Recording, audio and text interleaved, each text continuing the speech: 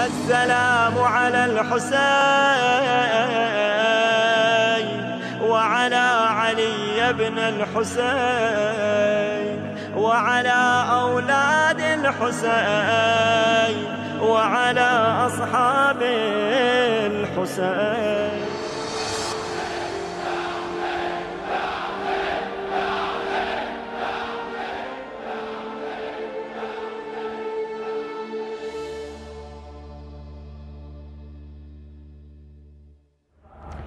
صلی اللہ علیہ یا ابا عبد اللہ، صلی اللہ علیہ یا رحمت اللہ الواسعہ، صلی اللہ علیہ یا باب نجات الامہ یا ہادی الامہ.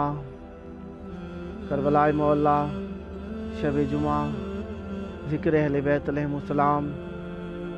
اہل بیت علیہم السلام کی بارگاہ مومنین کے اشک یقیناً ادائیگی حق معصوم علیہ السلام کی طرف پیش قدمی ہے جو کہ ادا نہیں ہو سکتا.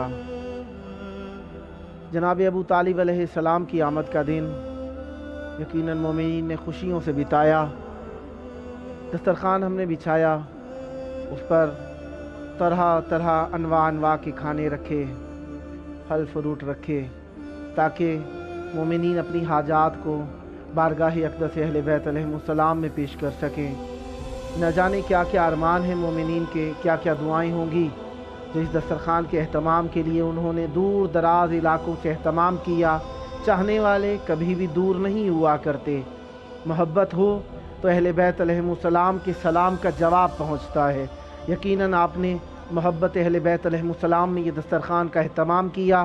ہم آپ کی جانب سے نائب زیارت ہیں یہاں پر، اور یقیناً امام حسین علیہ السلام آپ کی اس کاوش کو سراہتے ہوں گے. اور کربلا یقیناً خلوص کا مرکز ہے. جس نے اخلاص کیا اہل بیت علیہم السلام نے اس کو سراہنے کے لیے عزت عطا فرمائی. اور کربلا عزت دیتی ہے، اس کی خاک عزت دیتی ہے، اس کے مکین عزت دیتے ہیں. کربلا مرکز عزت ہے. ہاں جی چاہ رہا ہے آج کیونکہ گرمیوں کا موسم آئے تو مصیبت اہل بیت علیہم السلام کے لیے جی کرتا ہے کہ پڑھی جائے. میں آج ان ہجرتوں سے ذکر کروں گا، شروع کروں گا. ایک ہجرت وہ ہجرت ہے جسے اللہ تعالیٰ نے رسول اللہ صلی اللہ علیہ وآلہ وسلم کے لیے مقدر میں لکھا تھا. اسے لیلۃ المبیت کے نام سے بھی لوگ یاد کرتے ہیں، شب ہجرت کے نام سے بھی یاد کرتے ہیں. رسول اللہ صلی اللہ علیہ وآلہ وسلم سے پہلے حبشہ کی جانب جناب امیر المومنین علیہ السلام کے بھائی جناب جعفر طیار نے ہجرت کی. رسول خدا صلی اللہ علیہ وآلہ وسلم نے طائف کی جانب بھی ہجرت کی تھی تاکہ لوگوں کو ہدایت کر سکیں. یہ رسول اللہ صلی اللہ علیہ وآلہ وسلم کی ہجرت ہے جسے اللہ تبارک و تعالیٰ نے ان اللہ اشتری من المؤمنین انفسہم و اموالہم بان لہم الجنہ، ایک اللہ نے سودا کیا مومنین کی جان و مال خرید کے مومنین کو عطا کی جنت. دوسرا سودا کیا ہے رسول اللہ صلی اللہ علیہ وآلہ وسلم کے ساتھ. ان اللہ اشتری، اللہ تعالیٰ نے سودا کیا ہے کیا؟ تاکہ اللہ تعالیٰ اپنی رضائیں عطا فرما دے رسول اللہ صلی اللہ علیہ وآلہ وسلم کو. اللہ نے رسول اللہ کو عطائیں کی، رضائیں عطا فرمائیں، اور یہ اللہ کی رضائیں رسول اللہ کے ساتھ ساتھ ہیں. رسول اللہ نے ہجرت کی. جب ہجرت کر رہے تھے تو تاریخ لکھتی ہے رسول اللہ مڑ مڑ کے مکہ کی جانب دیکھتے تھے. آنکھوں میں گریا تھا، آنکھوں میں اشک تھے. رسول اللہ بوجھل قدموں کے ساتھ مکہ کو الوداع کہہ رہے تھے. رسول اللہ کی آنکھوں کے اندر آنسو تھے. کبھی کہتے ہیں الوداع کعبۃ اللہ، الوداع مکہ المعظمہ. جی نہیں چاہتا تھا تجھے چھوڑوں، لیکن امت نے گوارا نہیں کیا کہ میں تیرے قریب رہ سکوں.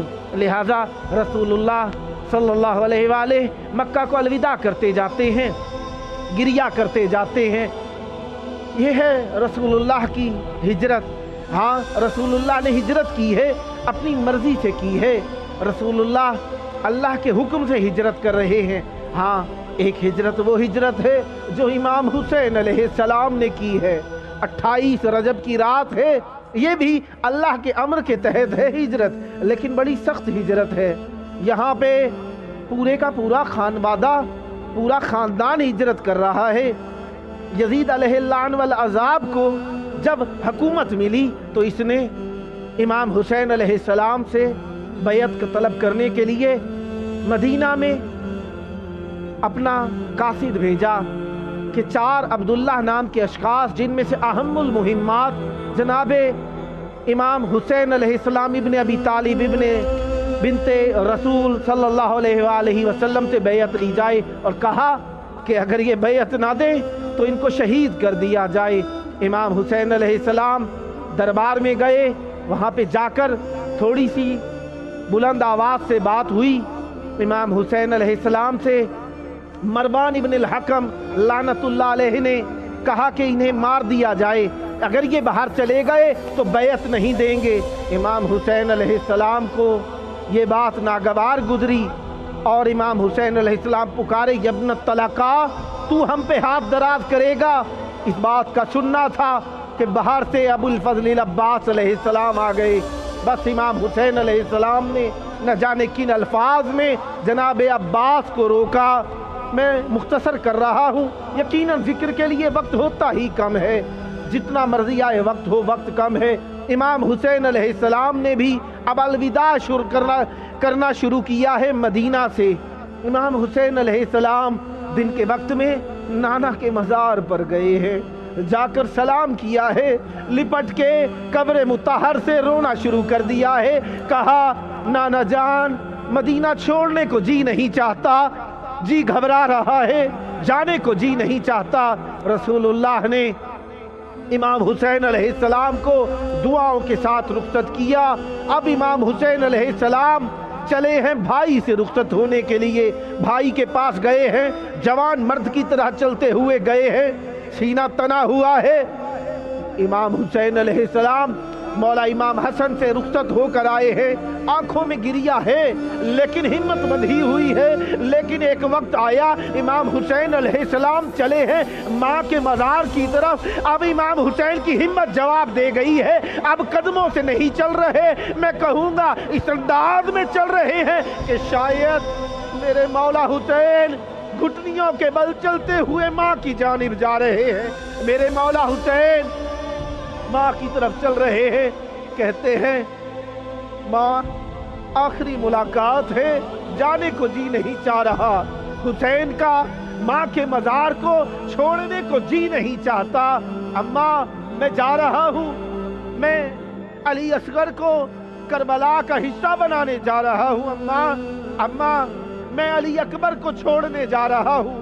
اماں میں عباس کے بازو فدا کرنے جا رہا ہوں۔ اماں میں دین بچانے کے لیے جا رہا ہوں۔ اماں میں ہر بات پہ صبر کر لوں گا، لیکن اماں آپ سے بھی یہ عرض کرے گا آپ کا بیٹا، اماں میں صبر کر لوں گا، آپ کا صابر بیٹا ہوں، لیکن اماں میں آپ سے عرض کروں گا، جب زینب کے تازیانے لگے آپ نے صبر کر لینا ہے۔